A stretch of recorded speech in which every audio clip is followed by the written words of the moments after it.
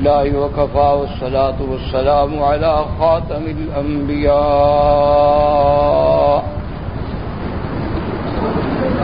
سيدنا وحبيبنا وشفيعنا محمد المصطفى وعلى آله المجتبى وأصحابه النجبى. اللهم صل على سيدنا محمد النبي الأمي الهاشمي وعلى آله وأصحابه نجوم الهدى. أما بعد فقد قال الله تبارك وتعالى في القرآن المجيد والفرقان الحميد. أعوذ بالله من الشيطان الرجيم. بسم الله الرحمن الرحيم.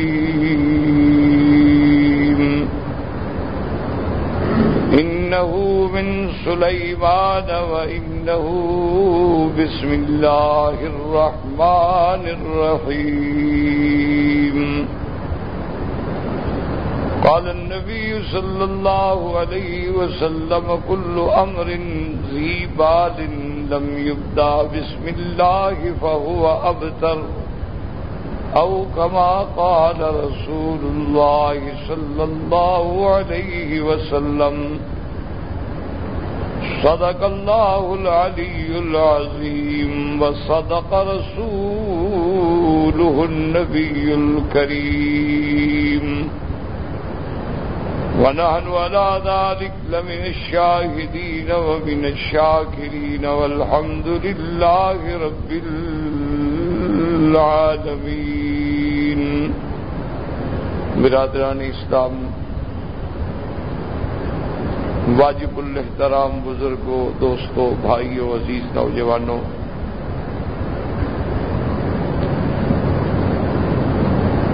تفسیر سور قرآن مقدس کے ضمن میں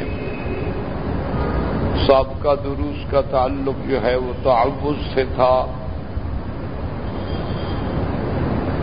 اور اس میں جو علماء کرام کے اقوال تھے، توجیحات تھیں، حکم تھے، اسرار تھے، وہ الحمدللہ ہم نے پڑھے ہیں، بیان ہوئے ہیں. اور آج کا درس جو ہے اس کا تعلق تسمیہ سے ہے، یعنی بسم اللہ الرحمن الرحیم سے. کیونکہ جب بھی آپ قرآن کی تلاوت کریں گے تو سب سے پہلے تعوذ ہوگا، اعوذ باللہ من الشیطان الرجیم، اس کے بعد تسمیہ ہوگا، یعنی بسم اللہ الرحمن الرحیم. اور اسی طرح نماز کی ہر رکعت میں جب آپ سورت تلاوت کریں گے یا دوسری رکعت میں اٹھیں گے، فاتحہ کی ابتدا کریں گے، پھر تعوذ نہیں پڑھیں گے لیکن تسمیہ پڑھیں گے، بسم اللہ الرحمن الرحیم. اسی طرح جب آگے جا کے پھر سورت کی ابتدا کریں گے، نماز میں کوئی سورت تو پڑھیں گے آپ، تو اس سورت کے اول میں بھی آپ پڑھیں گے بسم اللہ الرحمن الرحیم. سب سے پہلی بات تو یہ سمجھیں کہ بسم اللہ الرحمن الرحیم کی ایک مختصر آیت مبارک جو ہے، اس کے بارے میں علماء کرام یہ فرماتے ہیں کہ اللہ نے تمام علوم کا دریا جو ہے وہ قرآن کو بنایا ہے، یعنی جمیع العلوم فی القرآن لیکن تقاصر عنہ افہام الرجال. اللہ نے ہر علم قرآن میں بیان فرمایا، تفصیلا لکل شیء. تو قرآن پاک جو ہے گویا وہ علوم اولین و آخرین کا مجموعہ ہے. اولین و آخرین سے کیا مراد ہوتی ہے؟ یاد رکھیں کہ حضرت ابراہیم علیہ السلام کے دور سے اول یا آخر. تو جتنی کتابیں آئی ہیں، جتنی اللہ نے اپنے کتابیں اتاری ہیں، ان سب کے علوم کا جامع جو ہے، کامل جو ہے، وہ اللہ کا قرآن ہے. یعنی یوں سمجھیں کہ موتی تو ہر کتاب میں تھے کہ اللہ کا کلام ہے، اللہ کی کتابیں تھیں، اللہ نے اتاری تھی، لیکن ان سب موتیوں کو پرو کے ہار کی شکل میں یا سب پھولوں کو جمع کر کے گلدستے کی شکل میں وہ اللہ کا کلام، اللہ کا قرآن۔ اب اس پر علماء کرام فرماتے ہیں کہ تمام علوم اولین و آخرین کا جامع جو ہے وہ قرآن ہے، اور قرآن کا خلاصہ جو ہے وہ سورۃ فاتحہ، کہ پھر جو قرآن میں علوم ہیں ان کا خلاصہ دیکھا جائے تو وہ سورۃ فاتحہ میں موجود۔ اسی لیے سورۃ فاتحہ جو ہے اللہ تبارک و تعالی نے اس کی اتنی شان بنائی ہے کہ وہ ہر نماز میں پڑھی جاتی ہے، ہر رکعت میں پڑھی جاتی ہے۔ یعنی اگر آدمی امام ہے، اگر آدمی مفرد ہے، اکیلا ہے، فرض نماز پڑھ رہا ہے تو پہلی 2 رکعتوں میں فاتحہ اور سورت ملائے گا، آخری 2 رکعتوں میں سورت تو نہیں ہوگی لیکن فاتحہ ہوگی۔ اور اسی فاتحہ کو اللہ نے قرآن میں فرمایا سبعا من المثانی والقرآن العظیم۔ تو ساری دنیا کے علوم یعنی علوم دینیہ، ہمیشہ یاد رکھیں علوم سے مراد ہوتی ہے علوم رحمانیہ، علوم دینیہ، ان سب کا خلاصہ قرآن میں ہے، اور پورے قرآن کا خلاصہ علماء نے فرمایا کہ وہ سورۃ فاتحہ میں ہے، اور سورۃ فاتحہ کا خلاصہ جو ہے وہ بسم اللہ الرحمن الرحیم ہے۔ اور بعض علماء تو اپنے ذوق کے مطابق آگے ترقی کرتے ہیں، وہ کہتے ہیں کہ پھر جیسے سارا فاتحہ کا خلاصہ بسم اللہ الرحمن الرحیم میں ہے تو پھر اس کا جو ہے وہ صرف با میں ہے، حرف با میں سب کا خلاصہ ہے۔ اور بعض علماء نے اور زیادہ ترقی کی، گو بعض خیالات جو ہیں ان کا اپنا اپنا ذوق ہے، یعنی یہ نہیں کہ کوئی شریعت کا حکم ہے، بلکہ ہر مفسر کا، ہر قرآن مقدس کے تفسیر کرنے والے کا ایک ذوق ہوتا ہے۔ وہ کہتے ہیں کہ پھر سارا خلاصہ قرآن کا فاتحہ میں، فاتحہ کا خلاصہ بسم اللہ الرحمن الرحیم میں، بسم اللہ الرحمن الرحیم کے علوم کا خلاصہ جو ہے وہ با میں، اور اس کا خلاصہ جو ہے وہ اس نقطے میں ہے جو با کے نیچے۔ اس کی ادنا سی چھوٹی سے آسان سمجھانے کے لیے میں مثال عرض کروں کہ با جو ہوتی ہے نا جی، با یا استعانت کے لیے ہوگی لیکن اصل اس کا الصاق کے لیے، یعنی ایک بندے کا اللہ سے تعلق جڑ جانا۔ الصاق کا معنی ہوتا ہے ملنا۔ تو اگر بندے کا اللہ سے تعلق جڑ جائے، اسی لیے تو قرآن آیا ہے، اسی لیے تو نبی آئے ہیں کہ بندہ اپنے اللہ سے جڑ جائے۔ انبیاء علیہ السلام جو تشریف لائے ہیں وہ ہمیں کوئی فیکٹریاں بنانے کے لیے تو نہیں آئے، نہ کوئی مل لگانے کے لیے آئے، نہ زراعت سکھانے کے لیے آئے ہیں، اسی لیے تو آئے ہیں کہ وما خلقت الجن والانس الا لیعبدون، کہ اللہ نے انس اور جن کو کیوں پیدا کیا؟ صرف اپنی عبادت کے لیے۔ اور اس عبادت کا طریقہ کون بتائے گا؟ انبیاء اور رسول اور اللہ کی کتابیں۔ اور اس عبادت کا مقصد کیا ہے کہ عبد اور معبود کے درمیان میں ایک ربط ہو جائے، ایک تعلق ہو جائے، جو بحرف بعد، تو جب وہ تعلق ہو گیا تو سب کچھ حاصل ہو گیا۔ تو لہذا سارا خلاصہ جو ہے وہ با میں آ گیا۔ اور نقطے کا مطلب کیا ہوتا ہے؟ ہمیشہ یاد رکھیں کہ نقطے کا مطلب کیا ہوتا ہے کہ ایک چیز ایسی ہے یعنی دلالت کر رہی ہے کہ اس کی توحید و تفرید پہ کہ جیسے یہ ایک ہے، اللہ کی ذات بھی وحدہ لا شریک۔ اچھا، خدا کی قدرت یہ ہے کہ یہ جو صفر ہے مثلا یا با نقطہ ہے، اس کے بارے میں بھی علماء نے اپنے ذوق کے مطابق بڑی عجیب باتیں لکھی ہیں کہ مثلا آپ ایسے لگا لیں صفر ہے، اگر اس کے ساتھ ایک لگا دیں تو 10 بن جائے گا، آگے صفریں بڑھاتے جائیں تو 100 بن جائے گا، 1000 بن جائے گا، لاکھ بن جائے گا، بڑھتا چل جائے گا۔ لیکن یہی صفریں اگر ایک کی ادھر لگا دیں تو کچھ بھی نہیں بنے گا۔ یعنی اگر آپ دیکھیں نا کہ مثلا 0 دائیں ہیں 1 ہے تو پھر تو 100 پڑھا جائے گا 1000 پڑھا جائے گا، لیکن اگر پہلے آپ 001 لکھیں تو کیا پڑھا جائے گا؟ کچھ بھی نہیں۔ تو اس لیے علماء نے فرمایا کہ اگر تو ہمارے اعمال قرآن و سنت کے مطابق ہیں اسی طرح بڑھتے چلے جائیں گے، اور اگر قرآن و سنت کے خلاف ہیں بدعات و احوا ہیں تو گویا کہ وہ پہلی 0 ہیں جن کی کوئی حیثیت ہی نہیں ہے۔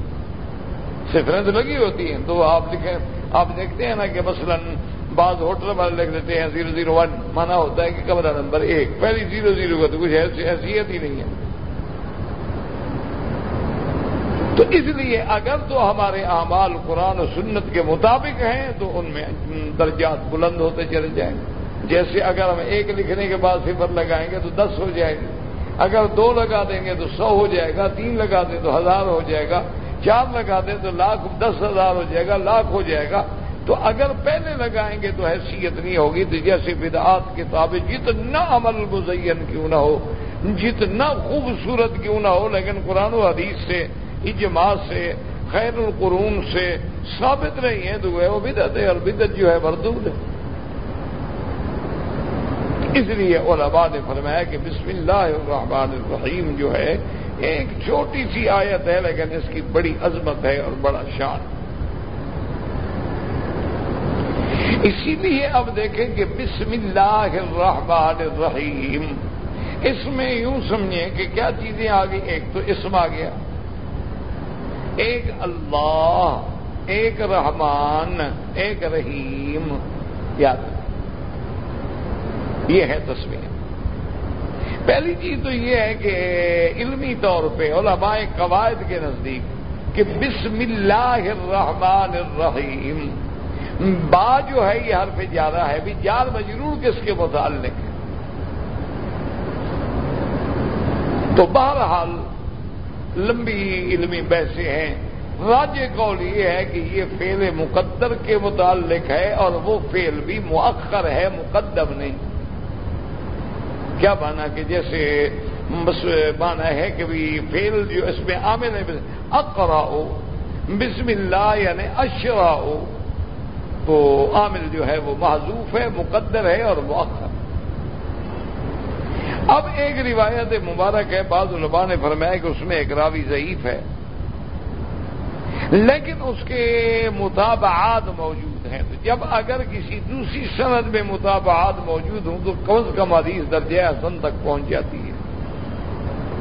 حضور صلی اللہ علیہ وسلم نے فرمایا کہ کل امر ذی بال، کوئی کام شان والا، عظمت والا، عزت والا اگر بسم اللہ سے شروع نہ کیا جائے تو وہ ناقص ہے، وہ ناتمام ہے، وہ بیکار۔ اسی لیے ہمیں ہر چیز میں حکم ہے کہ ابتدا جو ہے ہم بسم اللہ الرحمن الرحیم سے کریں۔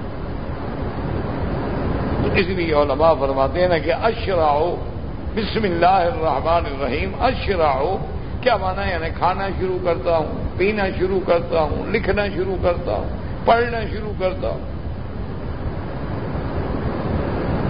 تو جس کام میں بھی اسی لیے ہمیں حکم ہے کہ اگر ہم پانی پئیں تو بسم اللہ الرحمن الرحیم، کھانا کھائیں تو بسم اللہ الرحمن الرحیم، حتیٰ کہ اللہ کے گھر میں بھی داخل ہوں تب بھی بسم اللہ والصلاۃ والسلام علی رسول اللہ، اللہم اغفر لی ذنوبی وافتح لی ابواب رحمت۔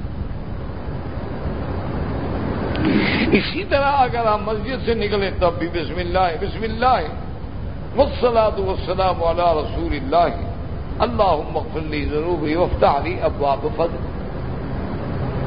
تو اللہ نے اس کو بہت بڑی عظمتوں سے نوازا ہے کہ آیت مبارک تو بہت چھوٹی۔ اچھا اسی طرح دیکھیں کہ اسم جو ہے، اسم جمع ہے اسماء، اسم مفرد ہے، جمع کیا ہے؟ اسماء۔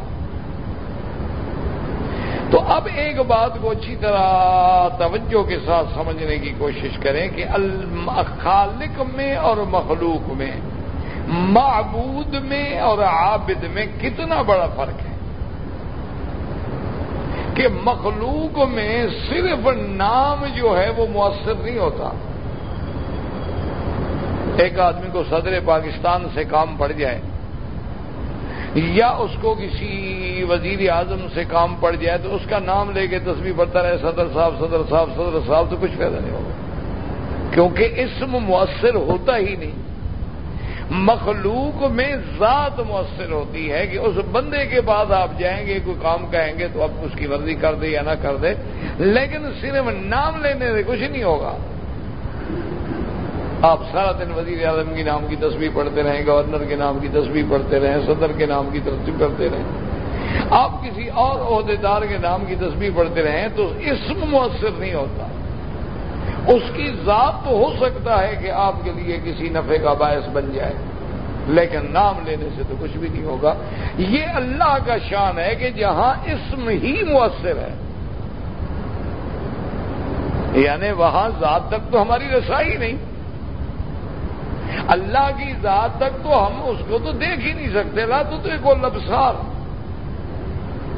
دیکھا نہیں کہ سیدنا موسیٰ علیہ السلام نے جب تمنا کی کہ رب ارنی انظر الیک، میرا مولا اب جیسے کلام سے نوازا ہے دیدار سے بھی نواز دے، قال لن ترانی، آپ ہرگز نہیں دیکھ سکتے، ولکن انظر الی الجبل، اس پہاڑ پہ نظر رکھو، اگر یہ پہاڑ میری تجلی برداشت کر سکتا ہے تو ہو سکتا ہے تم بھی دیکھ لو، مانا یہ ہے کہ نہیں کر سکتا تم بھی نہیں دیکھ سکتے، ورنہ فیصلہ تو پہلے آ گیا کہ لن ترانی، آپ ہرگز نہیں دیکھ سکتے۔ فلما تجلی ربہ للجبل جعلہ دکا فخر موسیٰ صعقا، اللہ نے جب اس پہاڑ پہ تجلی ڈالی تو پہاڑ ریزہ ہو گیا، موسیٰ علیہ السلام بے ہوش ہو گئے۔ تو اس لیے اب آپ سمجھیں اللہ کی شان دیکھیں کہ وہاں اسم ہی مؤثر ہے۔ اس لیے قرآن کہتا ہے کہ للہ الاسماء الحسنی فادعوہ بہا، اللہ کے اسماء ہیں بڑی شان والے، بڑے عظمت والے، انہی کے ساتھ اللہ کو پکارو۔ تو وہاں اسم جو ہے اس کا پکارنا جو ہے، چونکہ ذات و صفات تک تو رسائی جو ہے وہ مشکل ہے، ممکن ہی نہیں ہم سے، لیکن اس کی اسماء مبارکہ کو پکارا جا سکتا ہے۔ اسی لیے حدیث مبارک میں آتا ہے کہ ان للہ 99 اسما، اللہ کے 99 نام ہیں، من احصاها وفی روایت من حفظها دخل الجنہ، جس نے ان کو پکڑا، جس نے یاد کیا وہ جنت میں جائے گا۔ تو اللہ کے 99 نام جو ہے وہ صحیح احادیث مبارک میں ہیں، لیکن علماء نے اللہ کے نام پہ کتابیں لکھی ہیں، اسماء اللہ پر کتابیں لکھی ہیں، جیسے الاسنا فی اسماء اللہ الحسنی۔ بعض علماء نے 1000 نام لکھا ہے، بعض نے 3000 نام لکھا ہے، اور بعض علماء تو کہتے ہیں کہ جیسے اللہ کے کلمات کی کوئی حد نہیں، اسی طرح کمالات کی بھی کوئی حد نہیں، اور اسماء کی بھی کوئی حد نہیں، کہ جیسے قرآن کہتا ہے کہ قُل لَوْ كَانَ الْبَحْرُ مِدَادًا لِكَلِمَاتِ رَبِّي لَنَّفِدَ الْبَحْرُ قبل ان تنفد کلمات ربی ولو جئنا بمثلہ مددا۔ اللہ تبارک و تعالیٰ فرماتی ہیں کہ اگر یہ دریا اس کو سیاہی بنا دے، اللہ کے کلمات سے مراد نہیں صرف الفاظ، مانا ہوتا ہے کمالات خداوندی ختم ہی نہیں ہو سکتے چاہے اور بھی دریا جمع کر۔ اسی لیے علماء نے فرمایا کہ جیسے کلمات ربی کی کوئی حد نہیں، کمالات ربی کی کوئی حد نہیں، اسی طرح اسماء بھی اللہ کے بہت ہیں۔ ہاں صحیح حدیثوں سے ہمیں صرف 99 اسماء بھی نہیں۔ اور اسی طرح بعض علماء نے ایک اور بھی بات لکھی ہے، یعنی یہ مسئلہ تو نہیں ہے لیکن ذوق ہے اور سمجھانے کے لیے، انہوں نے کہا کہ یوں سمجھ لیں کہ جیسے دنیا میں مختلف محکمے ہوتے ہیں اور ان کے نام ہوتے ہیں، اسی طرح پوری کائنات کے اس نظام کو چلانے کے لیے جتنے دوائر ہیں، جتنے محکمے ہیں نا، ان کے نام جو ہیں اسماء ہیں۔ اب دیکھو نا، جیسے آپ کے ہاں آپ ڈاکٹر ہیں تو آپ وزارت صحت کے ماتحت کہ ہیلتھ منسٹری جو ہے وہ آپ کو کنٹرول کرے، پھر اس کے تابع اس میں کوئی شک نہیں کہ پھر ڈائریکٹر ہوگا، پھر ڈپٹی ڈائریکٹر ہوگا اور عملہ ہوگا، ملازم ہوں گے، ان کے کام تقسیم ہوں گے، کسی کے ذمہ شہر کی ہسپتالیں ہوں گی، کسی کے ذمہ دیہات کی ہسپتالیں ہوں گی، کسی کے ذمہ بڑی بڑی ہسپتالیں ہوں گی، کسی کے ذمہ چھوٹی ڈسپنسریاں ہوں گی۔ تو انہوں نے اپنے نظام کو تقسیم کیا، انہوں نے کہا کہ اللہ کے نام جو ہے نا گویا یہ بھی ان محکموں کے نام ہیں۔ کیا معنی؟ انہوں نے کہا مثلا رزق کا معاملہ ہے تو رزاق جو ہے ساری مخلوق کا رزق اسی کے تابع، اور پھر ان اسماء کے احکام کے مطابق چلنے کے لیے اللہ نے ملائکہ کی ڈپٹیاں رکھی ہیں، والمدبرات امرا، جو تدبیر امر کرتے ہیں اللہ کے حکم سے، وہ ملائکہ ہیں۔ تو اب جتنے رزق کے مسائل ہیں گویا وہ رزاق کتاب، اس میں رزاق کتابیں ہیں کہ ان اللہ هو الرزاق ذو القوة المتین۔ اچھا اسی طرح آپ دیکھیں کہ بھئی جتنے رحمت کے شعبے ہیں وہ رحمان الرحیم کے تابع ہیں۔ اچھا مجرمین کو سزا دینے کا شعبہ ہے تو المنتقم، الجبار، القہار، العزیز، وہ اس کے تابع۔ تو اس لیے علماء نے فرمایا کہ اللہ نے اپنے نام میں بھی تاثیر۔ اسی لیے بعض علماء یہ کہتے ہیں کہ جیسے جیسے بندے کو کسی قسم کی مشکل آئے اسی مناسبت سے اللہ کا نام لے کے اللہ سے مانگنا شروع کر دے تو اللہ حل کر دیتے ہیں۔ کیا مانا؟ مثلا اس کا رزق میں کمی آ گئی تو یا رزاق یا رزاق یا رزاق اللہ کا نام مانگ رہا۔ اچھا اس کے ساتھ کوئی گھر میں ناچاکیاں ہیں، جھگڑے ہیں، اختلاف ہیں، تو اب لطف و کرم جو ہے وہ لطیف میں ہے، یا لطیف یا لطیف یا لطیف۔ میاں بیوی ہے، تباغض ہو گیا، محبت بھی رہی، یا اس کو نفرت ہے یا اس کو نفرت ہے، تو ہر اللہ کے اسماء ودود کے اندر جو مقام ہے تو یا ودود ہو یا ودود ہو پڑھ کے دعا مانگے تو سارے مسئلے حل ہو۔ تو اس لیے اللہ کے اسماء میں بھی ایک تاثیر ہے کہ للہ الاسماء الحسنی۔ اس لیے ہمیں حکم دیا گیا کہ جب بھی دعا مانگنی ہو توسل بالاسماء۔ اسی لیے